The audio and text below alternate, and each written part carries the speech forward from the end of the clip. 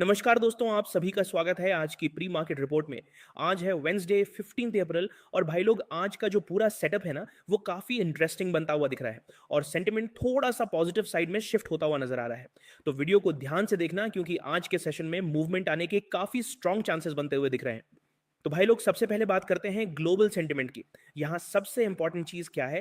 Crude oil का price जो around $95 के आसपास ट्रेड कर रहा है और ये एक स्ट्रॉन्ग पॉजिटिव सिग्नल है क्योंकि जब क्रूड स्टेबल होता है या नीचे आता है तो इंडियन मार्केट को डायरेक्ट रिलीफ मिलता है और इसी वजह से एक एक्सपेक्टेशन बिल्ड हो रही है कि आज मार्केट में एक गैप अप ओपनिंग देखने को मिल सकती है और उसके बाद अपसाइड मूव भी कंटिन्यू हो सकता है।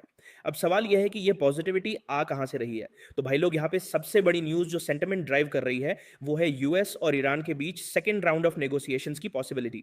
और यहां ट्रंप ने सिग्नल दिया है कि हां बातचीत हो सकती है और इस बार भी लोकेशन पाकिस्तान का इस्लामाबाद हो सकता है। अब यहां एक इंपॉर्टेंट चीज समझनी पड़ेगी कि डेलीगेशन का लेवल क्या रहेगा।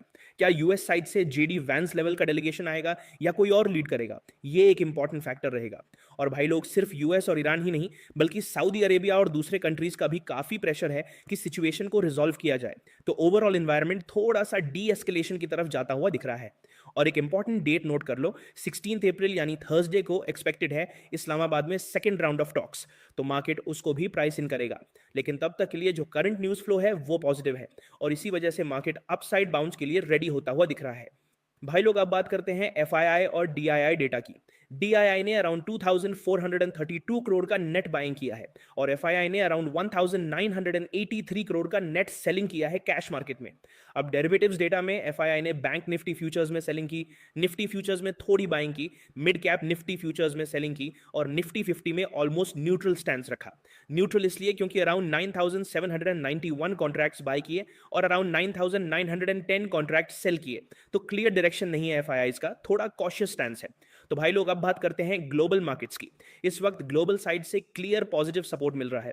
सबसे पहले गिफ्ट निफ्टी स्ट्रॉन्ग ट्रेड कर रहा है और अराउंड 350 पॉइंट्स के आसपास ऊपर है, जो इंडिकेट करता है कि इंडियन मार्केट में आज स्ट्रॉन्ग गैप अप ओपनिंग मिल सकती है। अब यूएस मार्केट्स की बात करें तो Dow Jones futures around 80 to 90 points ऊपर है, नैस्डैक स्ट्रॉन्ग है अराउंड 450 पॉइंट्स ऊपर और एसएनपी 500 भी अराउंड 80 पॉइंट्स ऊपर है, जो ओवरऑल पॉजिटिव सेंटिमेंट शो करता है। नैस्डैक का स्ट्रॉन्ग रहना आईटी सेक्टर के लिए पॉजिटिव सिग्नल है। अब एशिया मार्केट्स में भी बाइंग दिख रही है। Hang Seng around 300 points positive है, निक्के स्ट्रॉन्ग है अराउंड 500 से 600 पॉइंट्स ऊपर और कॉस्पी भी अराउंड 170 से 180 पॉइंट पर ट्रेड कर रहा है।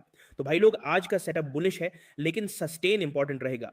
अगर ओपनिंग के बाद मार्केट लेवल्स होल्ड करता है तभी अपसाइड कंटिन्यूएशन मिलेगा, वरना ऊपर से सेलिंग आ सकती है। भाई लोग अब बात करते हैं आज के स्टॉक्स इन फोकस की। सबसे पहले फोकस रहने वाला है उन कंपनीज पर जिनके आज रिजल्ट्स आने वाले हैं। आज आईसीआईसीआई लॉम्बार्ड, तेजस नेटवर्क्स, रिलायंस इंडस्ट्रियल इंफ्रास्ट्रक्चर और जीटीपीएल के रिजल्ट्स एक्सपेक्टेड है, इसलिए इन स्टॉक्स में इंट्राडे वॉलिटिलिटी देखने को मिल सकती है। और कल यानी 16 अप्रैल को Wipro, HDFC life, HDFC AMC, CRISIL, वारी रिन्यूएबल एनर्जी और आलोक इंडस्ट्रीज के रिजल्ट्स आने वाले हैं, तो इन स्टॉक्स में भी आज से ही पोजिशनिंग बिल्ड होती हुई दिख सकती है।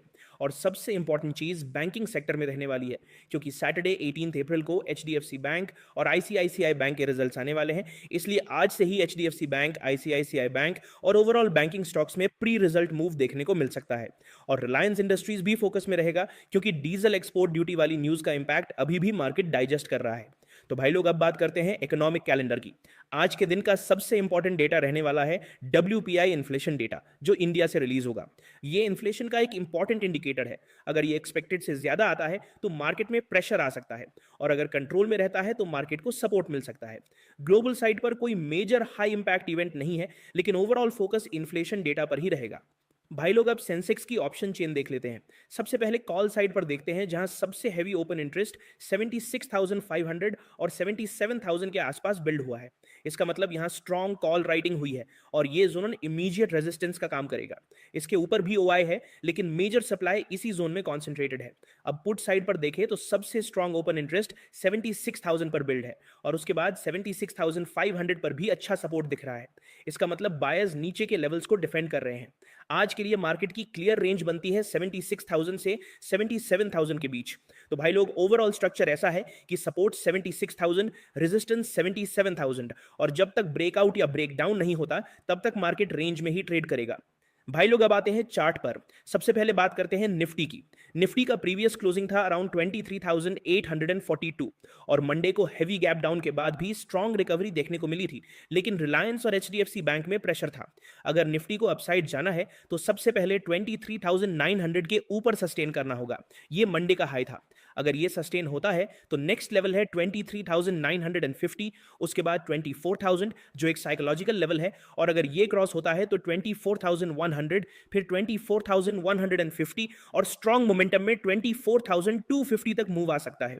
डाउन साइड में जब तक 23,785 के नीचे नहीं जाता तब तक डाउन साइड नहीं सोचेंगे, लेकिन अगर ये लेवल ब्रेक होता है तो फिर 23,739, फिर 23,694 और फिर 23,660 के लेवल्स आ सकते हैं। भाई लोग अब बात करते हैं बैंक निफ्टी की। बैंक निफ्टी का क्लोजिंग था अराउंड 55,605 और मंडे का हाई था 55,752। अगर बैंक निफ्टी को अपसाइड जाना है तो इसको 55,752 के ऊपर सस्टेन करना होगा। उसके बाद 55,950, फिर 56,000। और ऑनेस्टली यहाँ कोई मेजर रेजिस्टेंस स्ट्रांग नहीं लग रहा। अगर ये क्रॉस होता है तो 56,120, फिर 56,350 और फिर 56,500 तक मूव आ सकता है। डाउन साइड में अगर 55,400 के नीचे जाता है तो दिक्कत स्टार्ट होगी, जो ले जा सकती है 55,230 के लेवल पर, और उसके नीचे 55,000 और फिर 54,960 तक स्लाइड हो सकता है। भाई लोग अब बात करते हैं सेंसेक्स की, क्योंकि कल एक्सपायरी भी है सेंसेक्स की, तो यहाँ थोड़ा कॉशियस रहना पड़ेगा। अपसाइड के लिए जब तक 77,630 के ऊपर सस्टेन नहीं करेगा तब तक स्ट्रॉन्ग अपसाइड नहीं मिलेगा। उसके ऊपर 77,360, फिर 77,538 और फिर 77,670 के लेवल्स आ सकते हैं। डाउन साइड में अगर 76,493 ब्रेक होता है तो फिर 76,250 और फिर 75,930 तक स्लाइड आ सकती है, और एक्सपायरी के पहले पोजीशन होल्ड करना रिस्की होता है। भाई लोग अब बात करते हैं आज की लेटेस्ट ग्लोबल और इंडियन मार्केट की मेजर न्यूज़ की, जो आज के सेशन का पूरा सेंटिमेंट ड्राइव करेगी। सबसे पहले ग्लोबल साइड की सबसे बड़ी अपडेट समझ लो। क्रूड ऑयल प्राइसेस में आज गिरावट देखने को मिली है, और ये गिरावट आ रही है यूएस और ईरान के बीच टॉक्स रिज्यूम होने की एक्सपेक्टेशन से, जिससे सप्लाई डिस्रप्शन का रिस्क थोड़ा कम होता हुआ दिख रहा है। लेकिन ग्राउंड रियलिटी ये है कि स्ट्रेट ऑफ हॉर्मूज में डिस्रप्शन अभी भी कंप्लीटली खत्म नहीं हुआ है, इसलिए अनसर्टेनिटी अभी भी बनी हुई है। अब दूसरी बड़ी ग्लोबल अपडेट आईएमएफ की तरफ से आई है, जहां क्लियरली बोला गया है कि मिडिल ईस्ट कॉन्फ्लिक्ट की वजह से ग्लोबल ग्रोथ स्लो डाउन हो रहा है और इमर्जिंग मार्केट्स के ग्रोथ फोरकास्ट को कट किया गया है। लेकिन एक पॉजिटिव बात यह है कि इंडिया का ग्रोथ आउटलुक रिलेटिवली स्ट्रांग बना हुआ है और अराउंड 6.5% के आसपास एस्टिमेट दिया गया है। और आईएमएफ ने यह भी वार्निंग दी है कि यह कॉन्फ्लिक्ट ग्लोबल इन्फ्लेशन को पुश कर रहा है, और अगर सिचुएशन प्रोलॉन्ग्ड होती है तो ग्लोबल इकोनॉमी पर और प्रेशर आ सकता है। भाई लोग आज की प्री मार्केट रिपोर्ट यहीं तक। अगर आपको वीडियो पसंद आया हो तो वीडियो को लाइक करना, कमेंट में बताना आपको वीडियो कैसा लगा, और चैनल को सब्सक्राइब कर लेना। मैं मिलता हूं आप सभी से पोस्ट मार्केट एनालिसिस में, तब तक के लिए जय हिंद, जय भारत।